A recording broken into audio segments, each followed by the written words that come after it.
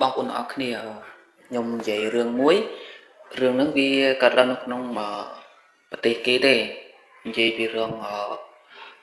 ខ្មោចនៅក្នុងកងដៃហ្នឹងហើយខ្មោចនៅក្នុងកងដៃមានស្ត្រីម្នាក់ហ្នឹងអឺគាត់រៀបការទៅគាត់មានស្វាមីហើយគាត់មិនរៀបការហើយគាត់មិនទៅនៅជាមួយនឹងគ្រួសារខាងប្តីហ្នឹងហើយតែមុននឹងគាត់ទៅនៅគ្រួសារខាងប្តីហ្នឹងម្ដាយរបស់គាត់ហ្នឹងបានឲ្យកងដៃហ្នឹងហើយបានឲ្យកងដៃហ្នឹងប៉ុន្តែជាប្រភេទកងដៃមាសនៅកងដៃមាសដែលកងដៃហ្នឹងអត់មានអីទេគ្រាន់តែជាប្រភេទកងដៃដែលបញ្ជាក់ថាជាសេចក្តីនឹករលឹកពីគ្រួសារនិងសេចក្តីស្រឡាញ់ពីម្ដាយដែលជូនឲ្យកូនណាមានន័យថាម្ដាយរបស់គាត់ហ្នឹងគឺគាត់មានគេកំណែលពីឪពុកម្ដាយរបស់គាត់មកដែរហ្នឹងគឺគាត់មានតែកងដៃហ្នឹងទេដែលគាត់ថែរក្សាមកទុកជាយូរយារណាស់ហើយអញ្ចឹងណាដល់ពេលកូនគាត់រៀបការមានគ្រួសារទៅគាត់ក៏បកលកងដៃហ្នឹងឲ្យទៅកូនដើម្បីរក្សាទុកដើម្បីឲ្យពេលដែលកូនទៅនៅខាងប្តីនៅឆ្ងាយពីម្ដាយអញ្ចឹងនឹករលឹកម្ដាយនឹករលឹកគ្រួសារឯងអាចមើលកងដៃនឹងបានអញ្ចឹងណាព្រោះអីកងដៃនឹងវាបញ្ជាក់ពីក្តីស្រឡាញ់ម្ដាយរបស់គាត់នឹងហើយគាត់ក៏ទៅនៅចេញទៅរស់នៅខាងប្តីទៅពេលទៅរស់នៅខាងប្តីអឺគាត់គិតថាការដែលរៀបការជ្រើសរើសបុរសម្នាក់នឹងហើយឬក៏ការជ្រើសរើសដៃគូជីវិតនឹងហើយគឺអ្នកទាំងអស់គ្នាគិតថាវាសមតាមបំណងរបស់ផ្នែកតាវាស្របតាមបំណងផ្នែកយើងអត់ពេលខ្លះយើងរឹសខុសពេលខ្លះទៅក៏យើងរឹសត្រូវអញ្ចឹងទៅតែសម្រាប់គាត់នេះគឺគាត់រឹសខុសហ្នឹងហើយពេលដែលគាត់បានឈានជើងចូលទៅនៅក្នុងគ្រួសារខាងប្តីហ្នឹងមុនដំបូងអត់អីទេតែដល់ពេលយូរទៅប្តីគាត់ខូចចាប់ដើមខូចមានស្រីផឹកស៊ីអញ្ចឹងមកដល់ផ្ទះអញ្ចឹងទៅសវឹងធ្វើបាបគាត់វាយគាត់ប្រើអំពើហិង្សាក្នុងគ្រួសារអញ្ចឹងណាធ្វើអីក៏មិនចេះត្រូវចិត្តគាត់ដែរហើយថ្ងៃមួយហ្នឹងបុរសដែលជាប្តីហ្នឹងបានយកប្រេងកាត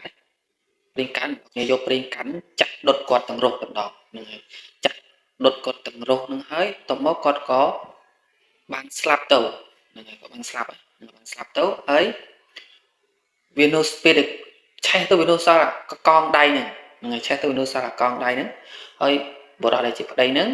ចូលអត់លុយលេងល្បែងអត់លុយផឹកស្រាហ្នឹងហើយយកកងដៃហ្នឹងយកទៅលក់នៅផ្សារហ្នឹងហើយយកទៅលក់នៅផ្សារអញ្ចឹងណាដល់ពេលចៃដន្យអីគ្រួសារមួយទៀតបានទិញកងដៃហ្នឹងមីងដែលត្រូវជាមីងហ្នឹងបានមិនត្រូវជាមីងស្ត្រីដែលស្លាប់ហ្នឹងទេគឺមីងយើងនិយាយពីគ្រួសារមួយទៀតអញ្ចឹងណានិយាយពីគ្រួសារមួយទៀតហ្នឹងគាត់បានទិញកងដៃហ្នឹងយកទៅធ្វើខួបកំណើតឲ្យកូនគាត់ហ្នឹងហើយក្មួយសំទោសមិនកូននេះក្មួយគាត់យកទៅធ្វើខួបកំណើតឲ្យក្មួយគាត់ហើយក៏ទិញកងដៃនឹងពីផ្សារយកទៅឲ្យក្មួយស្រីគាត់ហើយក្មួយស្រីរបស់គាត់ណាពេលដែលពាក់កងដៃហ្នឹងណាចឹងមានថាវិញ្ញាណដែលវិញ្ញាណស្ត្រីហ្នឹងពេលដែលប្តីដុតសម្លាប់ហើយហ្នឹងគឺវិញ្ញាណមិនស្ងប់វិញ្ញាណវិលវល់គឺបានចូលទៅក្នុងកងដៃហ្នឹងហើយមីងអ្នកហ្នឹងដែលគាត់ទិញកងដៃទៅគាត់អត់ដឹងគាត់មិនដឹងណាព្រោះគាត់ទៅទិញគ្រឿងអលង្ការទិញអីពីផ្សារគឺគាត់មិនដឹងអញ្ចឹងគាត់យកកងដៃហ្នឹងទៅឲ្យ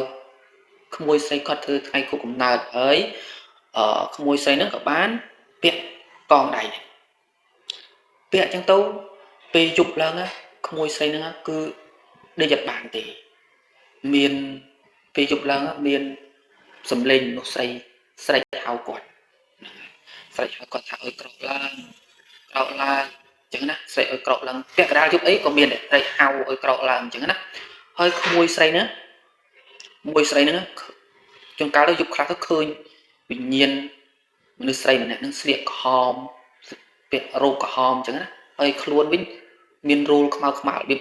យើងដុតភ្លើងទៅវានឹងខ្លោចតិចអញ្ចឹងណាហ្នឹងហើយក៏និយាយទៅវិញ្ញាណស្ត្រីនៅក្នុងកងដៃនោះគឺធ្វើបាបក្មួយស្រីណាមិនបានដេក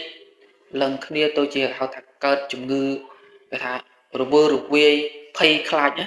នឹងឲ្យជួនកាលថ្ងៃខ្លះទៅរត់ចេញពីផ្ទះស្រែកជួយផងក៏មានដែររហូតទៅដល់ក្មួយស្រីហ្នឹងស្លាប់ គ្នាស្លាប់ដោយសារអីស្លាប់ដោយសារតែជំងឺភ័យខ្លាចនេះស្លាប់ដល់ពេលស្លាប់ចឹងទៅមីងហ្នឹងចេះតែសម្លឹងមើលកងដៃហ្នឹងកងដៃហ្នឹងវានៅតែភ្លឺស្អាតមានដូចថារបៀបវាអត់ចេះចាស់មានតែភ្លឺស្អាតទៅតបមកគាត់ក៏សង្ស័យហ្នឹងហើយគាត់ក៏សង្ស័យចឹងទៅព្រោះអីសង្ស័យអីលើអាការៈក្មួយស្រីរបស់គាត់ចឹងទៅហើយគាត់ចម្លែកលើកងដៃហ្នឹងហើយគាត់ក៏បាន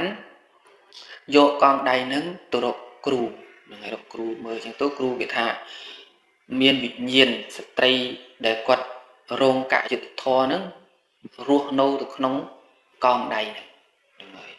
ហើយក៏គ្រូហ្នឹងក៏គេបានធ្វើប្រសិទ្ធិអីចឹងទៅហ្នឹងហើយសូត្រធម៌សូត្រអីចឹងទៅដើម្បីបញ្ជូនវិញ្ញាណស្ត្រីហ្នឹងឲ្យទៅចាប់ជាតិហ្នឹងទៅ